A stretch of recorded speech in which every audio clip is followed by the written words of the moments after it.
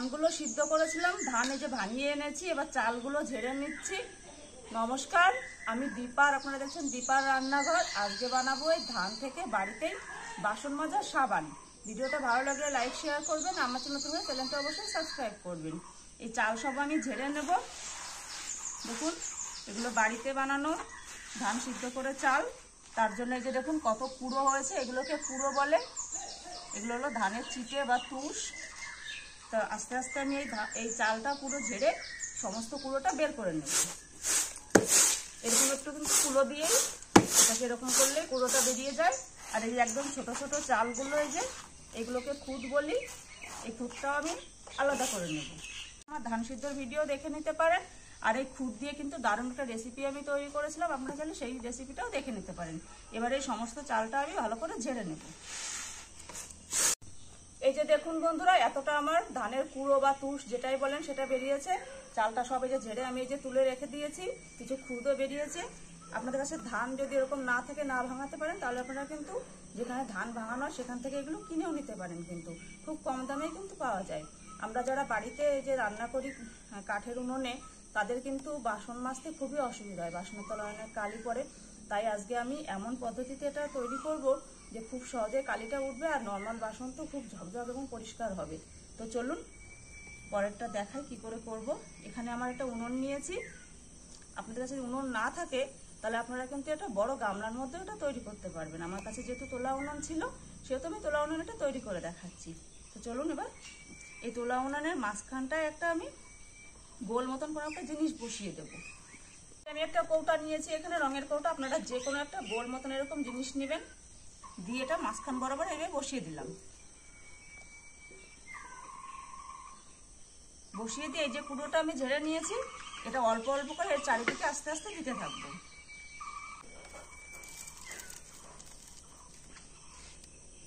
অল্প অল্প করে এটা দিয়ে এর চারিদিকটা একদম ভরে দেব। আর আস্তে আস্তে কিন্তু এটাকে চেপে দেব, এটা কিন্তু আলগা রাখলে হবে না।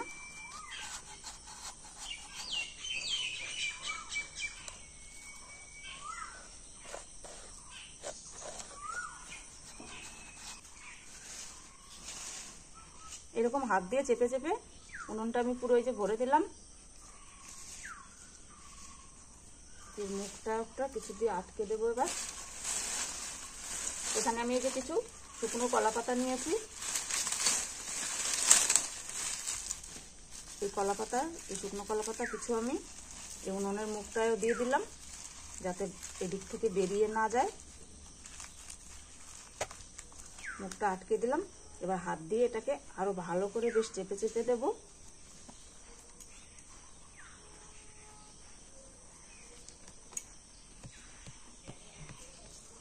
এটা একবার বানিয়ে নিলে কিন্তু অনেক দিন পর্যন্ত রাখা যায়।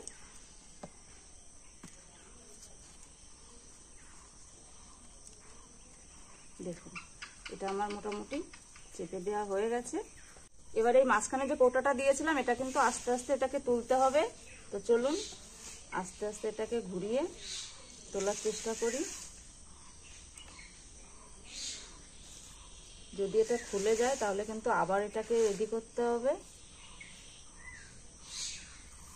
দেখি এটা যেন না খোলে, এটাকে আস্তে আস্তে একদম খুলে আনবো।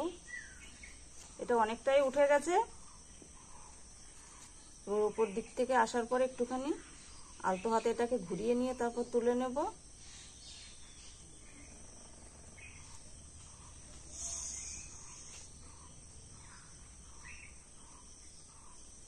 দেখুন বন্ধুরা, চেষ্টা করেছি মাঝখানটা একটু ফাঁকা করার।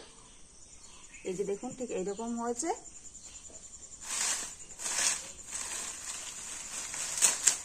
আপনারা চাইলে এই শুকনো কলা পাতাটা এর মাঝখানটায় দিতেও পারেন, নাও পারেন, কিন্তু আমি একটু এই মাঝখানটায় দিয়ে দিচ্ছি।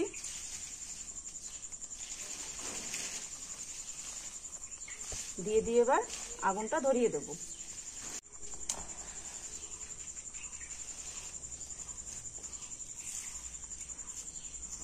আগুনটা ধরিয়ে দিলাম।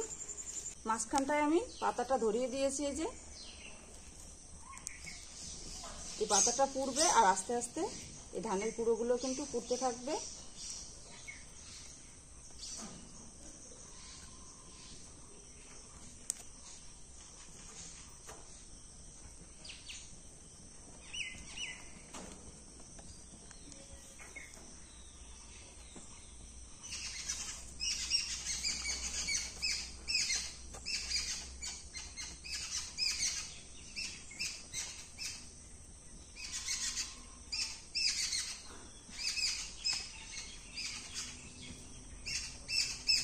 সুন্দর করে পুরোগুলো পুড়ে গেছে, দুই একটাই যা আছে এটা একটু নাড়াচাড়া করে দেবো, গরমে গরমে এগুলো একটু পুড়ে যাবে।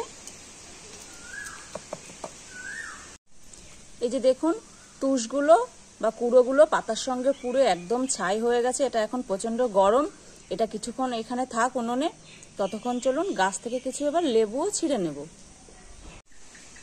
গাছে বেশ অনেক লেবু হয়েছে, দেখুন উপর দিকটা কত, এখান থেকে কিছু লেবু আমি ছিঁড়ে নেব।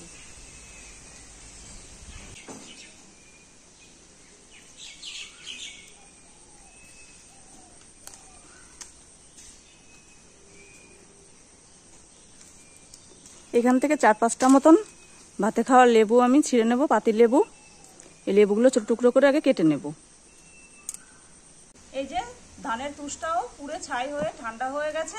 আর এখানে এই যে লেবুগুলো নিয়েছিলাম, লেবুগুলো হাফ করে কেটেও নিয়েছি। আর এখানে নিয়েছি একটা ভীম সাবান, 5 টাকা দামের একটা ভীম সাবান নিয়েছি। এবার এই সমস্তটা এই থালার মধ্যে আমি নামিয়ে নেবো, এতক্ষণ এটা ঠান্ডা হয়ে গেছে।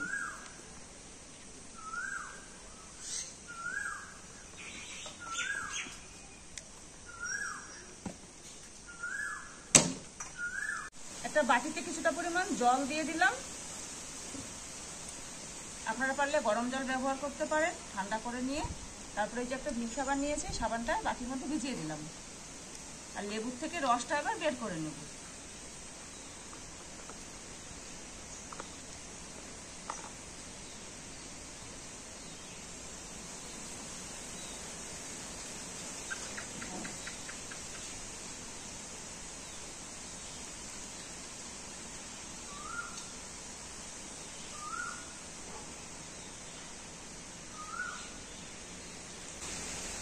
এতটা লেবুর রস হয়ে যায় যে এবার এই লেবুর রসটা আস্তে আস্তে দিয়ে এটা আস্তে আস্তে মাখতে থাকবে।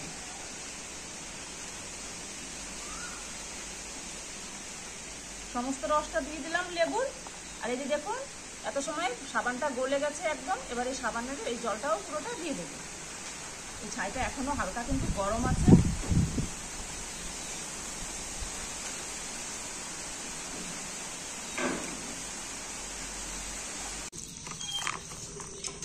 এটাকে ভালো করে জল দিয়ে মাখিয়ে নিয়েছি। এটাকে সেট হওয়ার জন্য আমি এখানে একটা বাটি নিয়েছি গোল টাইপের, আপনারা আপনাদের পছন্দ মতন যে কোনো বাটি নিয়ে নেবেন। অনেকক্ষণ ধরে এটাকে মেখে নিয়েছি। এবার এখান থেকে অল্প অল্প করে আমি এটার মধ্যে বসিয়ে দেব।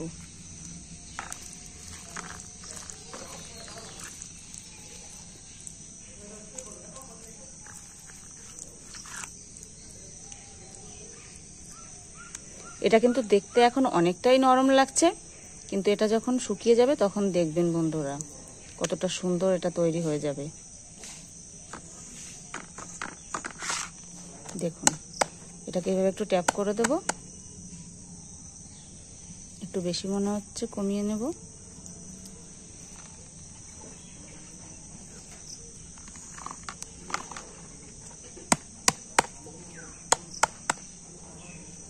এবার এটাকে একদিনের জন্য রোদ্রে আমি রেখে দেব। তো একদিন পরে আপনাদের দেখাচ্ছি ঠিক কেমন হবে। একদিন মতন এটাকে কড়া রোদ্রে আমি এই যে শুকোতে রেখে দিয়েছি। দেখুন এটা একদিন মাত্র আমি রোদ্রে শুকিয়েছি, কতটা সুন্দর শুকিয়ে গেছে। এটা কিন্তু চারিদিক থেকে ছেড়েও দিয়েছে। চলুন এবার এটাকে একটু ডিমোল্ড করেও দেখাই।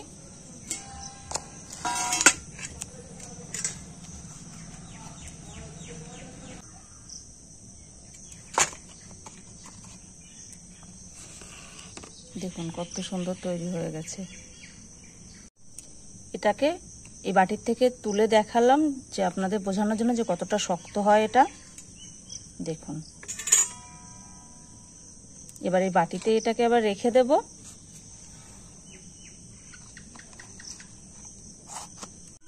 চলুন এবার এটা দিয়ে আপনাদের বাসনও মেজে দেখাচ্ছি ঠিক কীরকম পরিষ্কার হয়, আপনারা নিজেরাই দেখলে বুঝতে পারবেন। তো চলুন, এই বাসন মাজার সাবান দিয়ে দেখুন এই যে এটাকে এরকম নোংরা হয়ে আছে, একদম উপর দিকটা দাগ হয়ে আছে।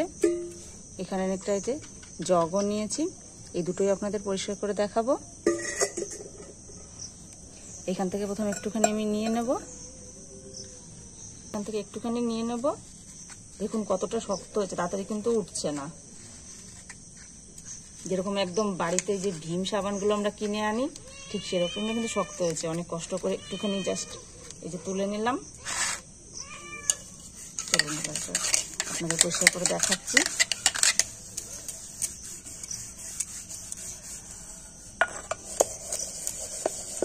দেখুন বন্ধুরা, একদম চোখের নিমেষে কতটা সুন্দর পরিষ্কার হচ্ছে দেখুন।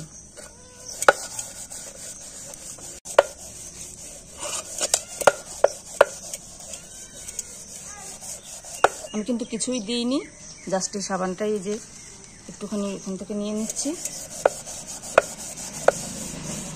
এটা একটু ধুয়ে দেখাবো আপনাদের এবার।